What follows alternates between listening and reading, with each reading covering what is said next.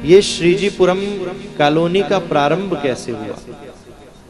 यह श्रीजीपुरम कॉलोनी सबसे पहले पूज्य शंकराचार्य भगवान का आश्रम स्थापित हुआ। ऐसी स्थिति थी कि इतना भयानक यहाँ जंगल था कि शाम को 4-5 बजे के बाद कोई रिक्शा वाला 1000 रुपए देने पर भी नहीं आता था।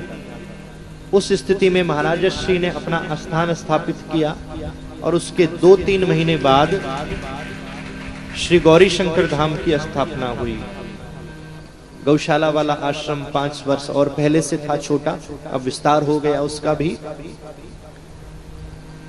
और अद्भुत पूज्य गुरुदेव जी का और पूज्य महाराज श्री का जब मिलन होता, चर्चाएं होती, कभी महीनों के बाद होता, कभी वर्षों के बाद होता, क्योंकि सबके कार्यक्रम बाहर रहते हैं। महाराज श्री का तो बहुत ही व्यस्ततम शेड्यूल है।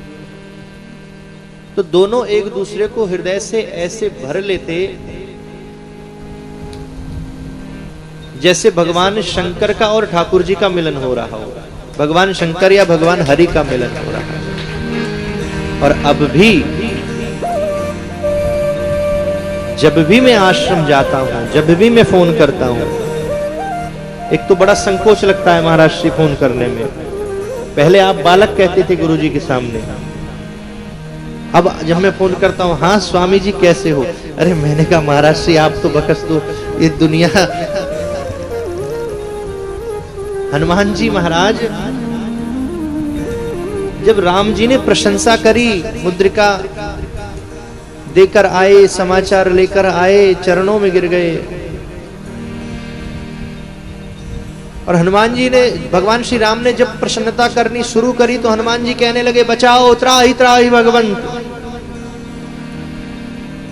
त्राहि त्राहि भगवंत। राम जी ने कहा यहाँ क्या खतरा है, इतने राक्षसों के सामने खतरा था, रावण के सामने, कुंभकर्ण के सामने, आदि आदि सबके सामने तुम खड़े थे, तब तुमने नहीं चिल्लाया कि हे रघुनाथ रक्षा करो, मुझे बचाओ, मुझे बचाओ।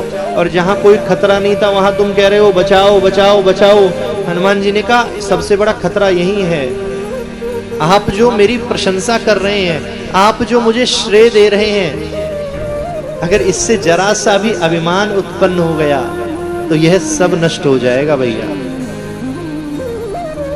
इसलिए कोई बहुत ज्यादा अधिक प्रशंसा करे, बहुत ज्यादा आपको उपाधि से संबोधित करे, उस समय तुरंत वार्ता को बदल दीजिए।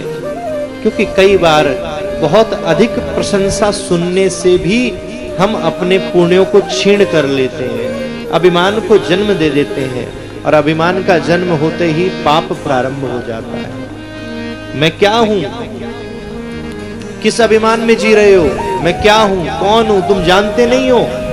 जरा से किसी से लड़ाई हुई, सड़क पर किसी ने गाड़ी टच कर दी, जानते नहीं हो मैं कौन हूं। अरे भैया कौन हो, एक श्वास बाहर निकल जाए और जब अंदर ना आए तब अपना बल दिखाना। तुम्हारे परिजन की किसी की मृत्यु हो रही हो, उस मृत्यु को रोककर अपना बल दिखाना, तब जानेंगे हम तुम बहुत बड़े बलवान हो। एक दुर्बल व्यक्ति को, एक गरीब व्यक्ति को, एक असहाय व्यक्ति को दंड देकर, प्रताड़ना देकर स्वयं को बलवान कहना, ये बलवान नहीं है। हम कुछ नहीं है।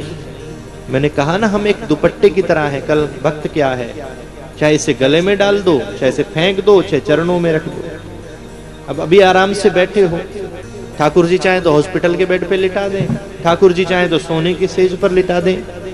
अपना बल है क्या, अपना कोई बल नहीं है। जो बल है सब उनकी कृपा से ही है, और उनकी कृपा से ये बल हमें मिलता रहे।